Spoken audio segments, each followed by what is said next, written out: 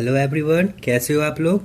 तो आज इस वीडियो में हम लोग डिस्कस करेंगे इंडियन पॉलिटी, भारतीय राज व्यवस्था। तो मैं आप लोगों को इस चैनल पे साइंस एंड टेक्नोलॉजी भी पढ़ा रहा हूँ, विज्ञान एंड प्रौद्योगिकी, आप वो भी देखिए। साइंस पढ़ा रहा हूँ, साइंस एंड टेक्नोलॉजी, विज्ञान और प्रौद्योगिकी। तो हम लोग को सारे सब्जेक्ट, सारे विषय को एक साथ लेके चलना है, क्योंकि अगर आपको एग्ज़ाम निकालने हैं, आपको परीक्षा पास करना है, तो सारे सब्जेक्ट, सारे विषय में आपको अच्छे अच्छे नंबर आने चाहिए।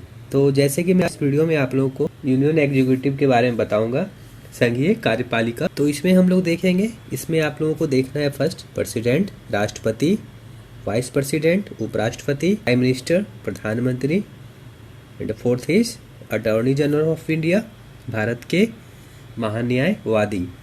तो आज इस वीडियो में हम लोग देखेंगे फर्स्ट प्रेसिडेंट देखेंगे, राष्ट्रपति।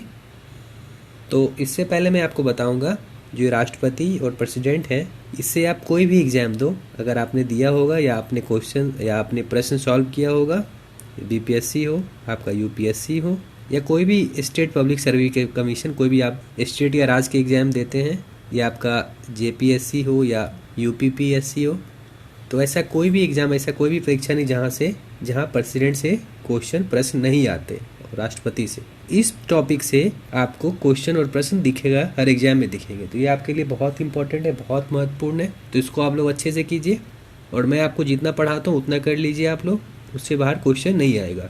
और आप यहाँ पढ़ने के बाद आप क्वेश्चन करके देखना, प्रश्न करके देखना। आप अगर आपसे नहीं बने तो मुझे बोलना, लेकिन आप पहले उसे करके देखो। जब आप खुद से करोगे तभी आप कर पाओगे, और आपको पता भी चलेगा कि आपने क्या पढ़ा है, आपको क्या याद है। तो चलिए हम लोग देखते हैं। और अगर आपको कोई पीछे की वीडियो में कोई भी डाउट है, कोई भी वीडियो में, कोई भी क्लास में, आप कमेंट कीजिए। तो हम लोग देखेंगे प्रेसिडेंट ऑफ इंडिया, भारत के राष्ट्रपति। तो मैंने क्या किया, इसी वीडियो में आप लोगों को पहले हिंदी लिखा है, इंग्लिश लिखा है, फिर हिंदी लिखा है, जिससे कि दोनों मीडियम, जो भी इंग्लिश मीडियम के स्टूडेंट हैं एंड हिंदी मीडियम के, उन्हें किन्हीं को भी दिक्कत नहीं होनी चाहिए, किन्हीं की प्रॉब्लम नहीं होनी चाहिए।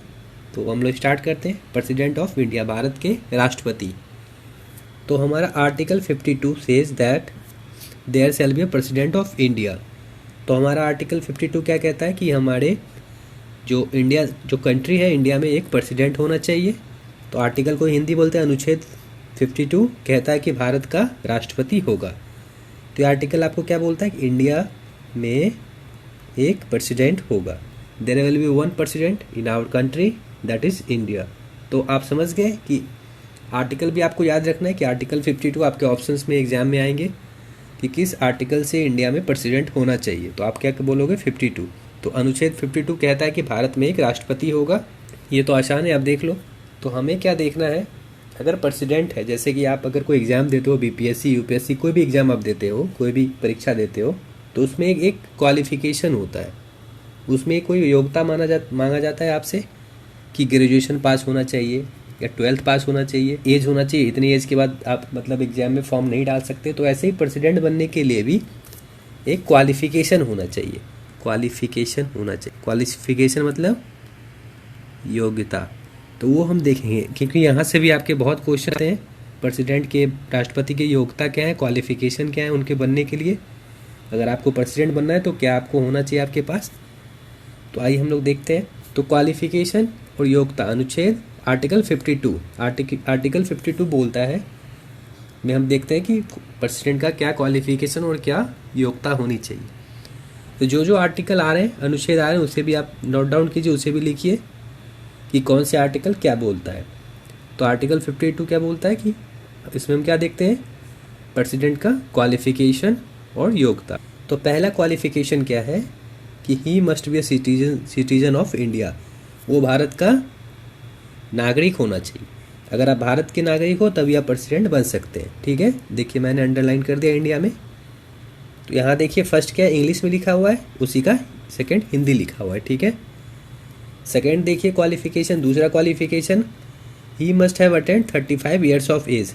देखिए यहाँ बहुत स्टूडेंट मिस्टेक करते हैं कि प्रेसिडेंट बनने के लिए आपका एज 35 होना चाहिए, वो 35 वर्ष की आयु प्राप्त कर चुका होगा, वही प्रेसिडेंट बन सकता है। तो आप ये सब देख लीजिए कि 35 वर्ष होना चाहिए प्रेसिडेंट बनने के लिए। और थर्ड क्या है, तीसरा क्या है, he must be qualified to be a member of Lok Sabha, वो लोकसभा का सदस्य होने के लिए होना चाहिए या योग्य होना चाहिए। तो हम लोग नेक्स्ट वीडियो में आगे वीडियो में लोकसभा और राज्यसभा देखेंगे। आपको पता होगा लोकसभा और राज्यसभा के बारे में। तो क्या है थर्ड, वो जो प्रेसिडेंट अगर आप बनते हो तो आपको लोकसभा का मेंबर क्वालिफाई होना चाहिए या उनका आपको सदस्य होना पड़ेगा, तभी आप प्रेसिडेंट के लिए क्वालिफाई हो और प्रेसिडेंट आप बन सकते हैं। ये 3 चीज़ देख लिया। पहला कि आपको इंडियन होना चाहिए, आप इंडिया मतलब भारत के नागरिक हो और आपका 35 साल होना चाहिए। और तीसरा, आप लोकसभा के मेंबर होना चाहिए आपको। एंड फोर्थ, चौथा क्या है फोर्थ, करंट वाइस प्रेसिडेंट, वर्तमान उपराष्ट्रपति। अगर आप वाइस प्रेसिडेंट है करंट में तो भी आप प्रेसिडेंट बन सकते हैं, या आप उपराष्ट्रपति हो तो भी आप प्रेसिडेंट और राष्ट्रपति बन सकते हैं। और फिफ्थ क्या है, पांचवा, गवर्नर ऑफ एनी स्टेट, किसी भी राज्य का राज्यपाल। अगर आप किसी राज्य के राज्यपाल हो, गवर्नर हो, तो भी आप प्रेसिडेंट बन सकते हैं। तो आप अगर बिहार से हो तो आपको पता होगा जो बिहार के गवर्नर थे रामनाथ कोविंद, वो अभी इंडिया के प्रेसिडेंट है। तो वो पहले गवर्नर थे तो राष्ट्रपति बन गए। तो यहाँ पे लिखा हुआ है अगर किसी स्टेट के आप गवर्नर हो तो आप प्रेसिडेंट बन सकते हैं, आप उसके लिए एलिजिबल हो, आप उसके लिए योग्य हो। तो आप समझ गए ये चीज़। अब हम लोग देखेंगे इलेक्शन ऑफ प्रेसिडेंट। तो इलेक्शन ऑफ प्रेसिडेंट देखेंगे कि मतलब प्रेसिडेंट हमारे राष्ट्रपति का जो चुनाव होता है कैसे होता है, उसमें क्या रूल है, उसमें क्या कानून है, वो सब हम इसके अंदर देखेंगे। तो उससे पहले आप यहाँ देखिए इलेक्शन ऑफ प्रेसिडेंट के लिए आर्टिकल 54 एंड 55 दिया गया है। तो आर्टिकल 54 अनुच्छेद 54 एंड 55 में हम लोग देखते हैं राष्ट्रपति के चुनाव के बारे में। तो ये आर्टिकल भी आप देखिए, इसको भी लिखिए आप कि कौन से आर्टिकल में क्या होता है, कौन सा अनुच्छेद में क्या होता है। तो अनुच्छेद 54 एंड 55 में क्या होता है, 54 और 55 में हम राष्ट्रपति के चुनाव के बारे में देखते हैं। तो आगे देखिए आप। तो पहला क्या है इंग्लिश में, उसी का दूसरा हिंदी में। तो आप देखिए जो भी मीडियम के स्टूडेंट हैं उसे देखिए। तो the provision dealing with election of the president are provided in article 54 and 55। तो मैं तो पहले ही बता दिया आपको कि राष्ट्रपति से चुनाव से जो भी संबंधित प्रावधान अनुच्छेद आर्टिकल 54 एंड 55 में बताया जाता है। तो आपके एग्जाम में ऐसे ही क्वेश्चन आते हैं कि कौन सा आर्टिकल में हम डील करते हैं इलेक्शन ऑफ प्रेसिडेंट के बारे में। तो क्या है 54 और 55, इन दोनों में से कोई भी अगर ऑप्शन में उसे आप टिक कीजिए और ऑप्शन में आपका दोनों में से कोई एक ही होगा तो आप इसे देख लीजिए और इसको आप टिक कीजिए। तो क्या है, राष्ट्रपति के चुनाव से संबंधित प्रावधान अनुच्छेद 54 और 55 में दिए गए। ठीक है, तो हम अब देखेंगे the president is elected bye home. तो जब आप किसी पोस्ट के लिए खड़े होते हो, जैसे प्रेसिडेंट को इलेक्शन लड़ना होता है, तो उन्हें कौन इलेक्ट करते हैं, उन्हें कौन वोट देता है।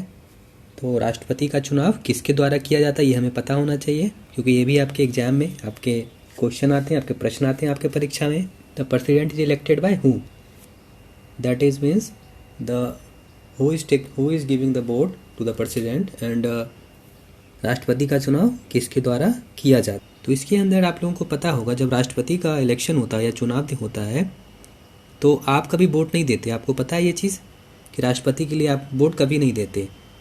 तो इससे हम जान सकते हैं कि जो भी नॉर्मल पीपल हैं, जैसे हम लोग हैं, हम लोग राष्ट्रपति के चुनाव में पार्टिसिपेट नहीं करते, हम लोग हिस्सा नहीं लेते। तो आप देखिए आगे यहाँ पे कि मैंने क्या लिखा है, the president is not directly elected by people. राष्ट्रपति सीधे लोगों द्वारा नहीं चुने जाते हैं। ये आपको पता चल गया कि राष्ट्रपति को हम लोग डायरेक्ट, जो हम लोग नॉर्मल पीपल हैं जो, तो वो हम राष्ट्रपति को सीधे नहीं चुनते हैं। उनके लिए कुछ अलग रूल है कि राष्ट्रपति को चुनने के लिए, वो हम देखेंगे। ये मैं आपको बता चुका हूँ, पहला इंग्लिश में, दूसरा इंग्लिश में, ठीक है, दूसरा हिंदी में है। तो सेकंड पॉइंट क्या है आपका, he is elected by the member of both house of parliament. ये आपने समझ गए कि राष्ट्रपति को जो चुनने का अधिकार है वो किनके पास है, member of both house of parliament. दो हाउस क्या होते हैं पार्लियामेंट के, लोकसभा और दूसरा क्या होता है राज्यसभा। ये मैं लोकसभा और राज्यसभा भी आपको आगे पढ़ाऊंगा, बस अभी आप यहाँ देख लीजिए और आपको पता भी होगा कि लोकसभा और राज्यसभा क्या होता है। तो सेकंड दूसरा पॉइंट क्या है, उन्हें संसद के दोनों सदन, लोकसभा और राज्यसभा के सदस्यों के द्वारा चुना जाता है। जो लोकसभा और राज्यसभा के जो भी सदस्य होंगे वो हमारे राष्ट्रपति का चुनाव में हिस्सा लेंगे और प्रेसिडेंट को इलेक्ट करेंगे, ठीक है। और आगे देखिए आप कौन कौन करते हैं। तो थर्ड पॉइंट क्या है, तीसरा पॉइंट क्या है, he elected by the members of legislative assembly of the state. ये आपको पता है लेजिस्लेटिव असेंबली कौन होते हैं स्टेट के? इन्हें हम कहते हैं विधानसभा। जो भी विधानसभा के सदस्य होंगे वो हमारे प्रेसिडेंट, हमारे राष्ट्रपति के चुनाव में हिस्सा लेंगे, चयनित करेंगे उनको। तो वो चीज़ हम करते हैं। कौन करते हैं? तीसरा, जो भी विधानसभा के मेंबर होंगे, सदस्य होंगे। और फोर्थ पॉइंट क्या है, he is elected by the members of, यहाँ भी लेजिस्लेटिव असेंबली है, ठीक है, लेकिन of the union territory of Delhi and Puducherry. आपको पता है यूनियन टेरिटरी क्या होता है? उसे हम हिंदी में कहते हैं केंद्र शासित प्रदेश। तो हमारे देश में, हमारे इंडिया में कितने टोटल यूनियन टेरिटरी पता होना चाहिए। तो फोर्थ पॉइंट क्या है कि वो दिल्ली और पुडुचेरी के जो भी सदस्य हैं, आगे देखिए मैं भूल गया, जो दिल्ली और पुडुचेरी केंद्र शासित प्रदेश के विधानसभा के जो सदस्य हैं उनके द्वारा हमारे राष्ट्रपति चुने जाते हैं, ठीक है। तो जितने भी हमारे यूनियन टेरिटरी हैं बस उसमें हमको दिल्ली और पुडुचेरी के ही विधानसभा के सदस्य पार्टिसिपेट करेंगे, उनके चुनाव में हिस्सा लेंगे, उनको चुनेंगे, प्रेसिडेंट जो भी हमारे राष्ट्रपति होंगे। ये जितने भी मैंने चीज़ बताया 4 पॉइंट, यही लोग मिलके, यही मेंबर्स मिलके हमारे राष्ट्रपति को चुनते हैं। तो मैं क्या बताया फर्स्ट कि वो नॉर्मल पीपल जैसे हम लोग हैं, हम लोगों के द्वारा डायरेक्ट उन्हें नहीं चुनते हैं। और दूसरा पॉइंट क्या था, देखिए आप पीछे देख सकते हैं आप कि उनको elected by the both members of house, जो भी पार्लियामेंट के दोनों हाउस के जो मेंबर्स होंगे वो उनको चुनेंगे। उन्हें संसद के दोनों सदन लोकसभा और राज्यसभा के सदस्य द्वारा चुना जाता है। और आगे क्या था देखिए आप, he is elected by the members of legislative assembly of the state. वो राज्यों के विधानसभा, ये आपको याद रखना है, राज्य की विधानसभा के सदस्य द्वारा चुने जाते हैं। कौन? तो हमारा प्रेसिडेंट, हमारा कौन? राष्ट्रपति, ठीक है। और देखिए यहाँ पे वो दिल्ली और पुडुचेरी के केंद्र शासित प्रदेश के विधानसभा के द्वारा चुने जाते हैं। सिर्फ दिल्ली और पुडुचेरी आपको याद रखना है क्योंकि एग्जाम में आपके ऑप्शन में आते हैं। तो मैं आपको बताया टोटल जो केंद्र शासित प्रदेश है, टोटल जो यूनियन टेरिटरी है कितने हैं? 9 है। पहले 7 थे, अब 9 है। तो देखिए मैं बता देता हूँ कौन कौन से हैं। टोटल 9 है, यहाँ देख लीजिए आप, ये आपको पता होना चाहिए। तो टोटल यूनियन टेरिटरी केंद्र शासित प्रदेश कितने हैं? 9। उसमें पहला क्या है? दिल्ली, दूसरा पुडुचेरी। तो ये जो 2 हैं उन्हीं के विधानसभा के जो सदस्य होंगे वही हमारा राष्ट्रपति को चुनने के लिए आएंगे और राष्ट्रपति को चुनेंगे, ठीक है। सिर्फ दिल्ली और पुडुचेरी। और तीसरा क्या है? चंडीगढ़। चौथा, फोर्थ क्या? जम्मू कश्मीर। फिफ्थ, 5वां लद्दाख। छठा क्या? लक्षद्वीप। एंड 7th क्या है आपका? Andaman and Nicobar. And 8th क्या है? 8वां क्या है? Dadar and Nagar. 9th क्या है? दमन एंड दीव। तो आपके 9 टोटल केंद्र शासित प्रदेश हैं, यूनियन टेरिटरी, आप इसको याद कर लीजिए। और मेन पॉइंट क्या है कि राष्ट्रपति को चुनने के लिए बस दिल्ली और पुडुचेरी यूनियन टेरिटरी का जो विधानसभा के सदस्य हैं वही राष्ट्रपति को, प्रेसिडेंट को चुनते हैं। तो ठीक है, यह भी बहुत इंपॉर्टेंट है, बहुत महत्वपूर्ण है। जो आप प्रेसिडेंट बन गए, आप कोई भी चीज़ बनते हो, प्रेसिडेंट बन जाओ, कोई भी ऑफिसर, तो आपको शपथ दिलाया जाता है। ओथ, उसको कहते हैं ओथ। तो आपको शपथ कौन दिलाएगा? अगर आप प्रेसिडेंट बन गए तो आपको कौन शपथ दिलाएगा? The chief justice of India. Chief justice of India make the oath और affirmation to the president of India. तो यहाँ पे क्या बोल रहे हैं? भारत के मुख्य न्यायाधीश भारत के राष्ट्रपति को शपथ या पुष्टि करते हैं। जो भारत के चीफ जस्टिस होते हैं, चीफ जस्टिस तो पता है आपको, जो सुप्रीम कोर्ट में होते हैं। The chief justice of India, Bharat के मुख्य न्यायाधीश भारत के राष्ट्रपति को शपथ दिलवाते हैं। तो ये चीज़ आपको अगर नहीं पता है तो आपको एग्जाम में आप इसे गलत कर दोगे कि राष्ट्रपति को कौन शपथ दिलवाते हैं। तो चीफ जस्टिस ऑफ इंडिया, ठीक है, भारत के मुख्य न्यायाधीश। दूसरा देखिए, अगर चीफ जस्टिस नहीं है, हो सकता है कि कुछ रीजन से नहीं है, in the absence of chief justice, अगर चीफ जस्टिस वहाँ पे अवेलेबल नहीं है तो जो सबसे सीनियर जज होगा, सीनियर मोस्ट जज of supreme court is available for oath.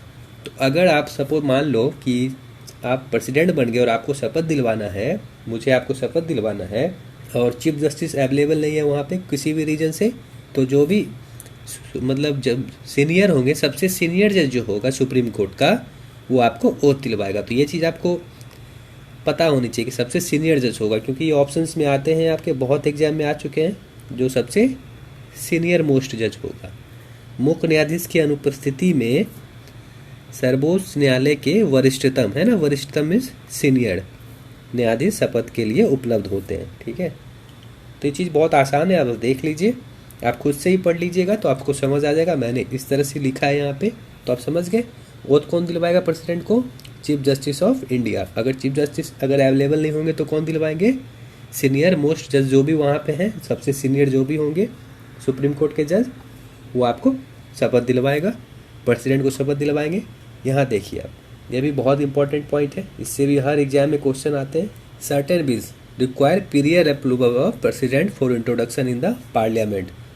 कुछ बिल्स हैं जो कि अगर संसद में, पार्लियामेंट में अगर आपको पेश करना है तो उससे पहले आपको राष्ट्रपति का अनुमति लेना पड़ेगा। राष्ट्रपति के पूर्व अनुमोदन की आवश्यकता होती है। तो क्या हुआ? Certain bills requires prior approvals of president for introduction in the parliament. तो कुछ ऐसे बिल हैं, कुछ बिल को हम कहते हैं विधेयक, कुछ ऐसे बिल हैं अगर आपको संसद में पेश करना है, पास कराना है, तो आपको पहले राष्ट्रपति का, प्रेसिडेंट का अनुमोदन लेना पड़ेगा। तो वो कौन कौन से बिल हैं? ये दिस बिल्स आर, ये विधेयक हैं। पहला है मनी बिल, धन विधेयक। ये आपके देख लीजिए, बहुत एग्जाम में आ चुका है। ऑप्शंस में जैसे मनी बिल आपको दिखा, आप प्रेसिडेंट टिक कर दीजिए। ठीक है, राष्ट्रपति आप उसको आंसर लगा दीजिए। दूसरा क्या है? फाइनेंस बिल वित्त विधेयक। एंड तीसरा क्या है? Bill for the recognisation of new state. अगर नए राज्य को मान्यता के लिए, मान्यता देना है, जैसे बहुत राज्य होते हैं, नए नए बनते हैं, जैसे कि अभी रिसेंटली तेलंगाना बना है, आपको पता है। तो राज्य को, अगर नया राज्य को मान्यता देना है, उसमें जो भी बिल आती है, जो भी विधेयक, जो भी बिल आते हैं, तो वो कहाँ पास होगा? प्रेसिडेंट पास करेगा उसको। मनी बिल पास करेगा, फाइनेंस बिल एंड नए स्टेट के लिए अल्टरनेशन ऑफ स्टेट बाउंड्रीज। अगर आपका कोई राज है, उसके मतलब स्टेट पे, उसके कोई बाउंड्री पे, आपको सीमा पे कुछ मतलब चेंज करना है, कुछ परिवर्तन करना है, बढ़ाना है या घटाना है, होता है ना, ऐसा कभी कभी होता है। अगर आपका ये राज है, इसका आपका ये बाउंड्री है, सीमा है, तो इसको यहाँ पे कुछ करना है सीमा पे आपको, तो आपको जो उसमें बिल होगा, जो भी उसमें बिल लगेगा, वो कौन कौन करेंगे? प्रेसिडेंट पास करेंगे उसको।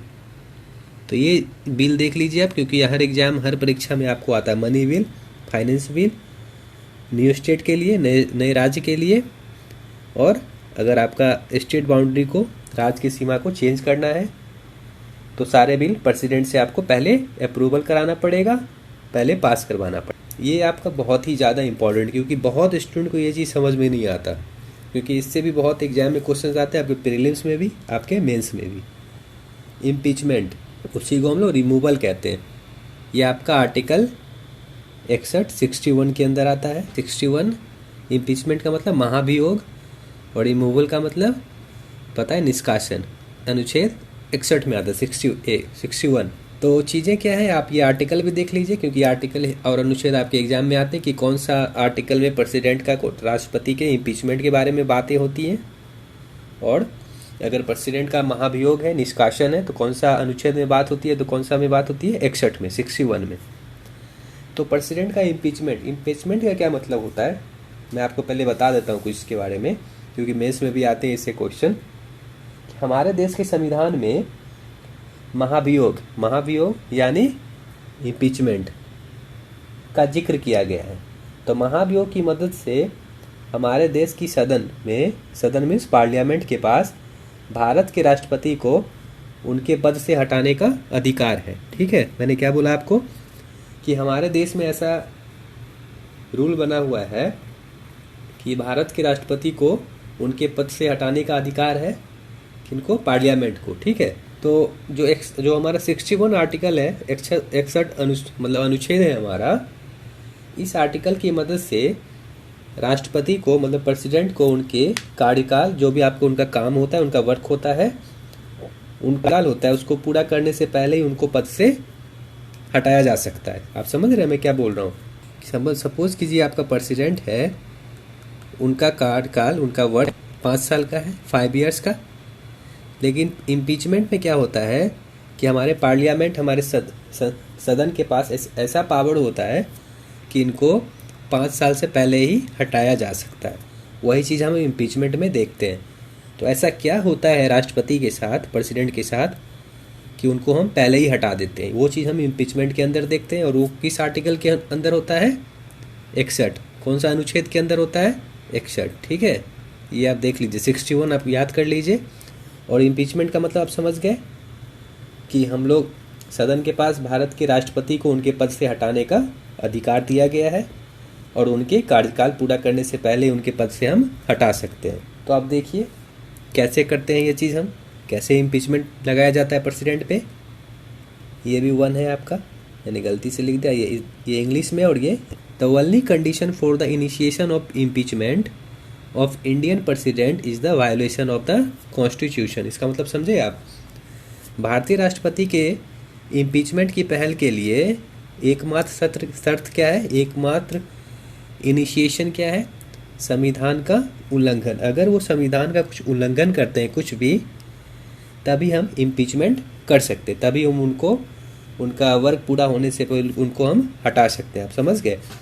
अगर प्रेसिडेंट वायोलेट करता है कॉन्स्टिट्यूशन को, संविधान का अगर उल्लंघन करते हैं, तो उनको हम कार्यकाल करने से पहले ही उनको हम हटा सकते हैं। यही चीज़ हम इम्पीचमेंट में देखेंगे।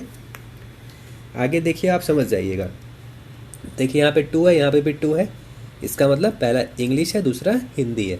तो हम सारे अभी जितने भी चीज़ देखेंगे इम्पीचमेंट के अंदर देखेंगे, महाभियोग के अंदर देखेंगे, प्रेसिडेंट का, राष्ट्रपति का इम्पीचमेंट कैसे होता है और महाभियोग कैसे होता है। तो मैं आपको बता चुका हूँ, जब वो हमारे संविधान का उल्लंघन करते हैं तभी हम उनको इम्पीचमेंट से हटा सकते हैं। तो दूसरा पॉइंट क्या है?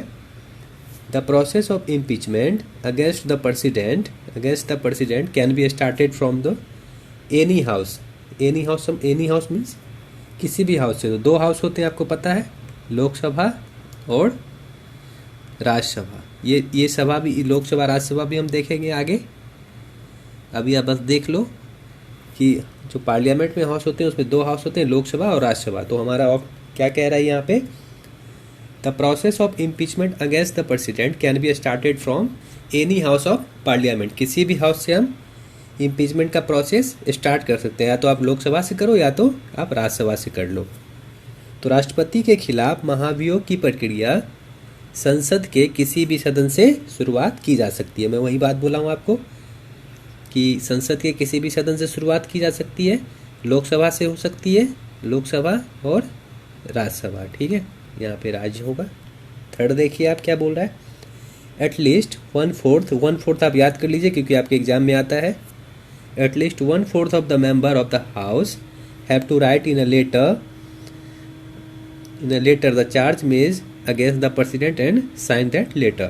यहाँ क्या बोल रहा है आप देखिए कि जिस हाउस में, यहाँ पे क्या है, पहला क्या है, जिस हाउस में प्रोसेस किया गया राष्ट्रपति के खिलाफ महाभियोग की प्रक्रिया की गई, जिस भी सदन में, लोकसभा या राज्यसभा में, तो उस सदन के कम से कम 1/4 सदस्य, कम से कम, ये देखिए आप, कम से कम 1/4 मेंबर को लिखित रूप से एक पत्र में राष्ट्रपति के खिलाफ तय किए गए आरोपों को लिखना होता है। ठीक है, at least 1/4 of a member of the house have to write in a letter. जो भी चार्ज प्रेसिडेंट के अगेंस्ट आप लगाते हो तो 1/4 मेंबर टोटल उस हाउस का होना चाहिए। जैसे कि टोटल अगर 40 मेंबर है तो इसका 1/4 क्या हुआ? 10। टोटल 10 लोग होना चाहिए। आपको प्रेसिडेंट के अपोजिट में होना चाहिए, उनको आप लेटर लिखिए, फिर उस जितने भी लेटर हैं president and sign that letter, आपको उस पत्र पे हस्ताक्षर करना पड़ेगा। आप समझ गए मैं क्या बोल रहा हूँ?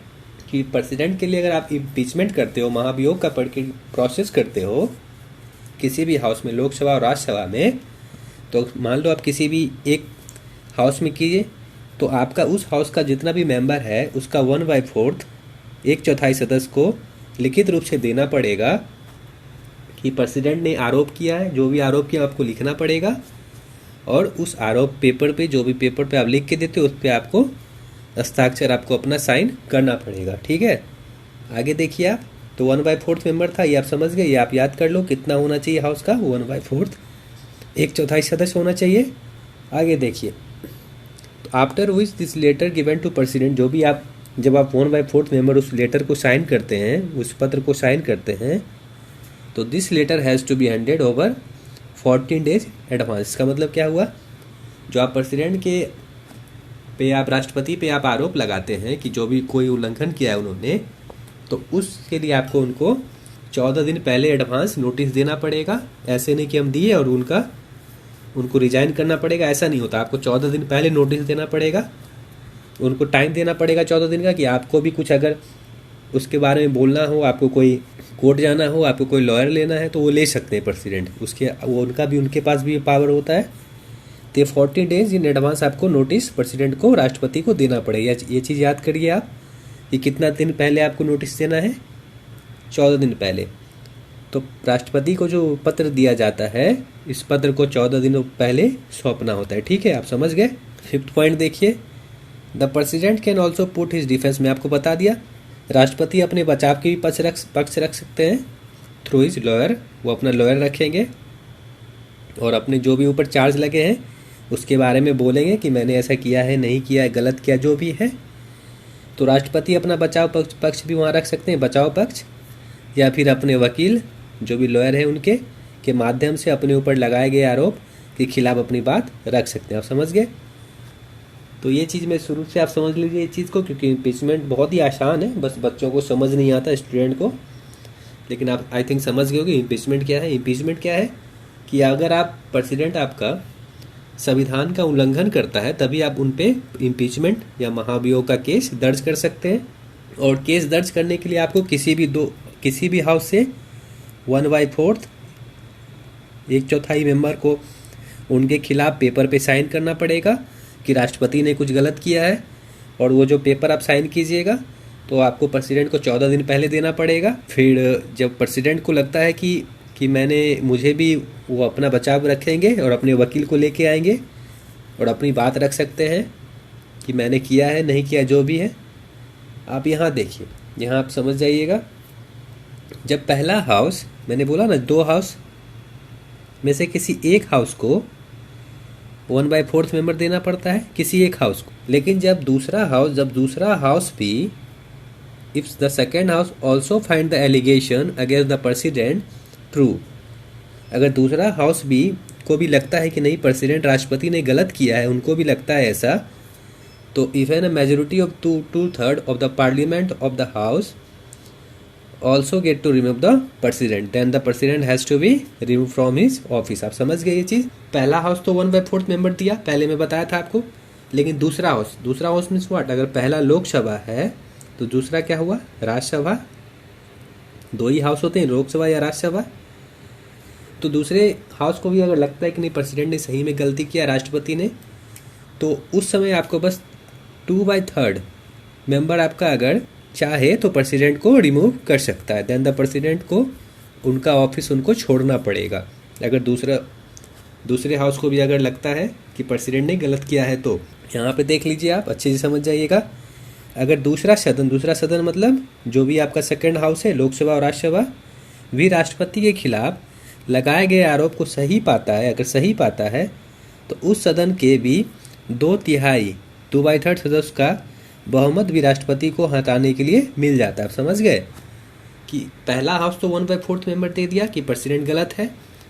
अगर दूसरे हाउस को भी लगता है कि नहीं राष्ट्रपति हमारा गलत कर रहा है, तो उनका भी हमें वोट मिल जाता है, पहले हाउस को 2/3 दूसरे हाउस का, तो दूसरा हाउस भी अपना बहुमत दे देता है।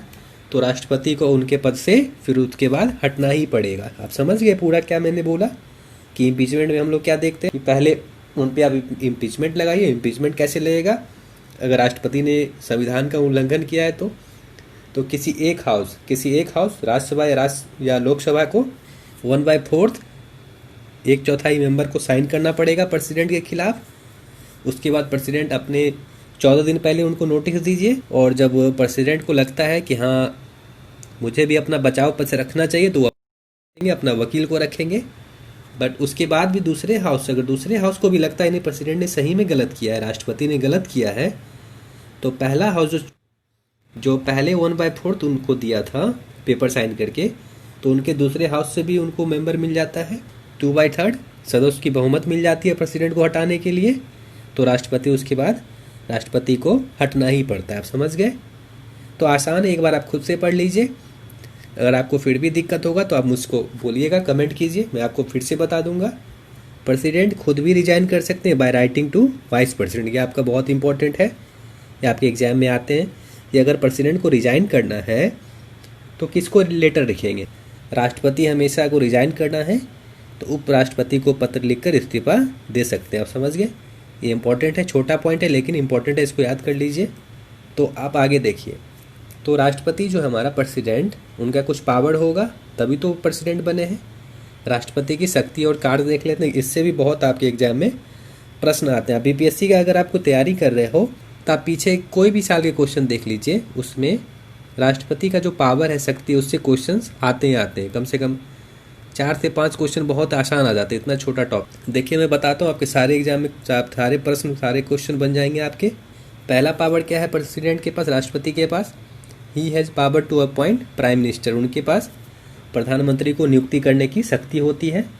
तो आप समझ गए, प्रधानमंत्री को कौन अपॉइंट करता है, कौन नियुक्त करता है? तो प्रेसिडेंट। ठीक है, तो प्रधानमंत्री को नियुक्त कौन करता है? तो प्रेसिडेंट। चलिए आगे देखते हैं। President also appoints following post और बॉडीज।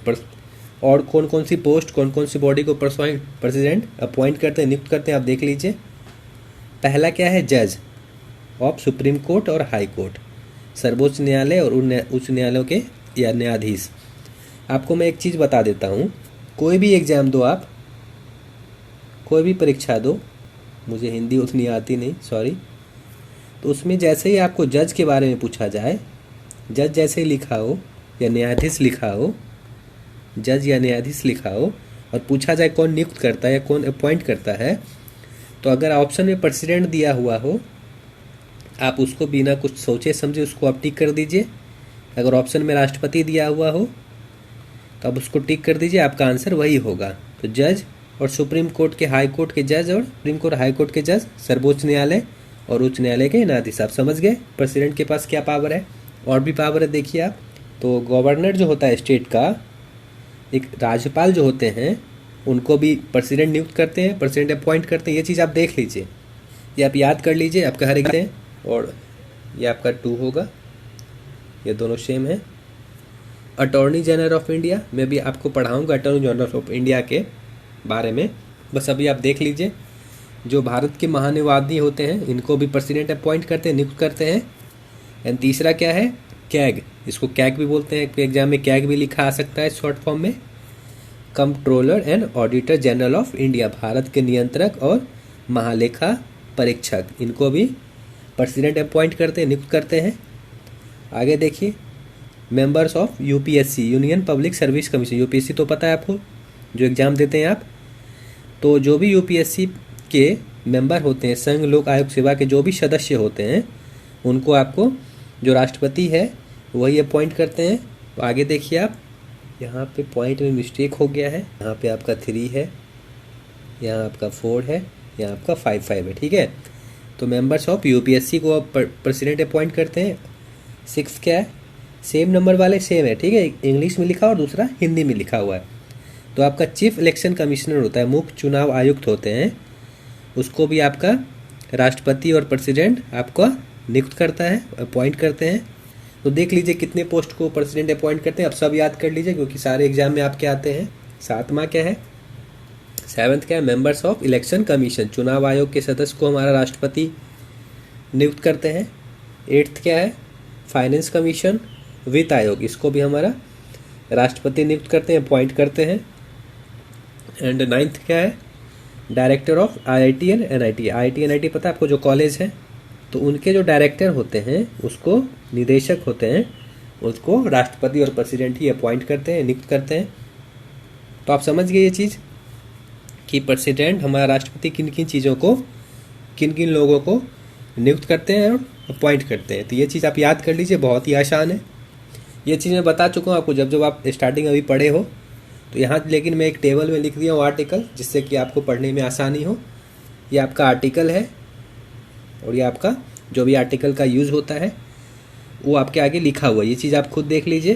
जैसे मैं बता दूँ 52 में क्या देखते हैं, तो प्रेसिडेंट ऑफ इंडिया, आर्टिकल अनुच्छेद 52 में क्या कि प्रेसिडेंट होना चाहिए, भारत के राष्ट्रपति होना चाहिए एक हमारे देश में। 53 में क्या है? Executive power of the union. ये सारे प्रेसिडेंट के आर्टिकल हैं, इसलिए मैं एक टेबल में लिख दिया हूँ। संघ की कार्यकारी और जो भी प्रेसिडेंट के संघ और कार्यकारी उनकी शक्ति के बारे में इसके अंदर देखते हैं हम लोग।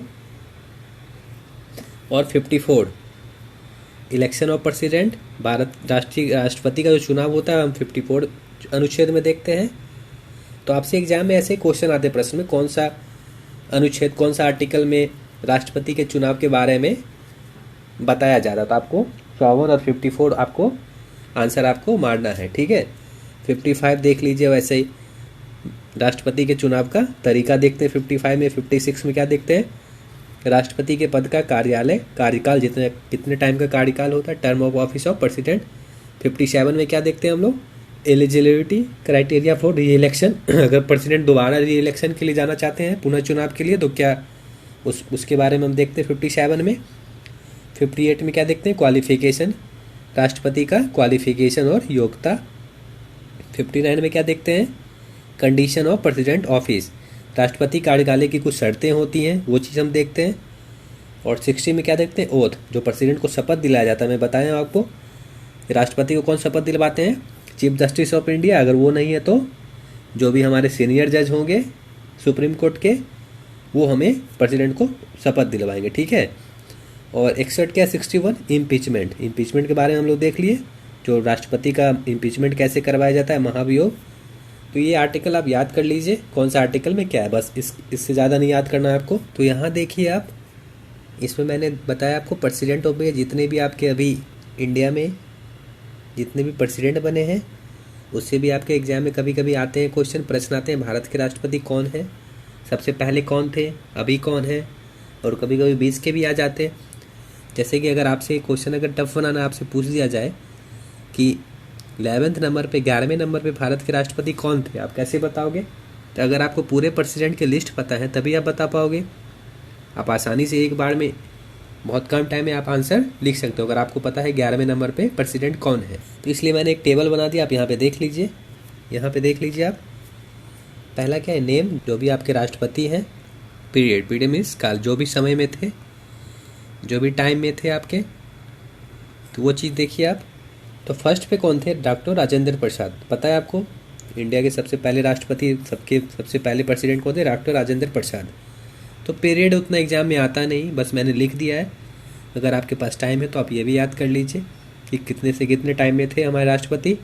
जैसे कि राजेंद्र प्रसाद कब थे, 26 जनवरी 1950 से मई 13, 1962, मई 13, 1962 तक। ऐसे ही लिस्ट है, देख लीजिए आप।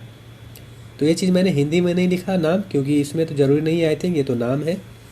अगर फिर भी आपको दिक्कत है तो आप मुझे बताइएगा, मैं अलग से आपको वीडियो बना दूंगा फिर। वैसे ये थर्ड पे देख लीजिए, जाकिर हुसैन 4th पे, वेंकट गिरी 5th पे, अली अहमद 6th पे, नीलम रेड्डी एंड 7th पे ज्ञानी जली सिंह। तो ये देख लीजिए आप, आपसे क्वेश्चन पूछा जा सकता है, इसलिए आप रेडी रहिए, कोई भी आपका एग्जाम में कोई भी क्वेश्चन छूटना नहीं चाहिए। तो वैसे ये देखिए टोटल कितने हमारे देश में राष्ट्रपति हैं, अभी 14 हैं। 14th पे कौन है, रामनाथ कोविंद। तो ये देखिए आपसे अगर पूछा जाए 11th पे 11वें नंबर पे कौन है, कौन थे, APJ अब्दुल कलाम थे यहाँ पे। तो वैसे एग्जाम में क्वेश्चन आते हैं 8th पे वेंकट रमन। तो ये पीरियड और काल तो आता नहीं, तो आप देख लीजिए बस कौन से नंबर पे कौन से आपके राष्ट्रपति हैं, तो आप इसे याद कर लीजिए। तो ठीक है, जो वीडियो आती रहती है, जो भी आपको लेटेस्ट अपडेट चाहिए, अगर आप कोई वीडियो को मिस नहीं करना चाहे, आप प्लीज़ इस चैनल को सब्सक्राइब कीजिए। तो ठीक है, थैंक्स फॉर वॉचिंग, धन्यवाद।